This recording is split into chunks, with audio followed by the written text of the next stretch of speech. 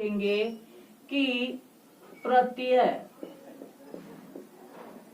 इसमें कौन सा उपसर्ग है। तो प्रत्यय में उपसर्ग होगा आपका प्रति। प्रति जोड़ अय क्या बनता है? प्रत्यय। इसी तरह से स्वागत में कौन सा उपसर्ग है? तो सु उपसर्ग है। सु जोड़ आगत क्या बनेगा? स्वागत। तो ये सु उपसर्ग है। अब आप अपने जो कोई भी व्याकरण हो, व्याकरण से स्वतः पढ़ करके जहां तक संभव हो पढ़ेंगे और पढ़ करके जहां परेशानी हो हमसे फिर प्रश्न करेंगे। प्रश्नों के माध्यम से मैं आपको जवाब दूंगा और स्पष्ट करूंगा कि उपसर्गों में कैसे कैसे क्या होता है। एक आध उदाहरण के रूप में मैं आपको देता हूँ। वर्ग के रूप में ये आपको बताना होगा कि अभ्यास में कौन सा उपसर्ग है। इसी तरह से प्रत्येक में कौन सा उपसर्ग है। प्रत्याहार में कौन सा उपसर्ग है। ये आपके वर्ग हुए।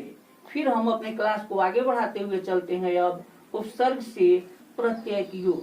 प्रत्यय किसे कहते हैं? सबसे पहले प्रश्न उठता है कि प्रत्यय हम किसे कहते हैं। तो प्रत्यय वह शब्द है या शब्दांश है जो किसी शब्द के अंत में लगकर उसके अर्थ में परिवर्तन ला देता है। और फिर से एक बार दोनों को समझने की कोशिश करेंगे कि उपसर्ग और प्रत्यय में अंतर क्या है। तो उपसर्ग वह शब्द या शब्दांश जो शब्द के पहले लगकर उसके अर्थ में परिवर्तन लाता है और प्रत्यय बाद में लगकर उसके अर्थ में परिवर्तन लाता है। जैसे मान लीजिए खेत एक शब्द है और दीर्घी प्रत्यय, तो क्या बन जाएगा? खेती। ये दीर्घी आपका प्रत्यय है। इसी तरह से गाना क्रिया में जब वाला प्रत्यय लगाएंगे तो क्या बनेगा? गाने वाला। इसी तरह से हम खिलना क्रिया में जब औना प्रत्यय जोड़ेंगे तो बनेगा खिलौना। अब देखेंगे प्रत्यय के भेद। तो हिंदी व्याकरण में प्रत्यय के दो भेद बताए गए हैं। पहला कृत प्रत्यय और दूसरा तद्धित प्रत्यय। पहला कृत प्रत्यय और दूसरा तद्धित प्रत्यय। कृत प्रत्यय, इस कृत को कृत भी बोलते हैं। क्रिया के साथ लगने वाले प्रत्यय को कृत प्रत्यय कहते हैं। जैसे खिलना एक क्रिया है, मूल शब्द इसका खिल होता है, ना प्रत्यय लगा हुआ है। और इस खिल में जब औना प्रत्यय देंगे तो क्या बनेगा? खिलौना। इसी तरह से बीछना क्रिया है, इसमें ना प्रत्यय लगा हुआ है। इसी बीच में जब औना प्रत्यय लगाएंगे तो क्या बनेगा? बिछौना। तब देखेंगे तद्धित प्रत्यय। फिर से एक बार ध्यान देंगे कि प्रत्यय किसे कहते हैं।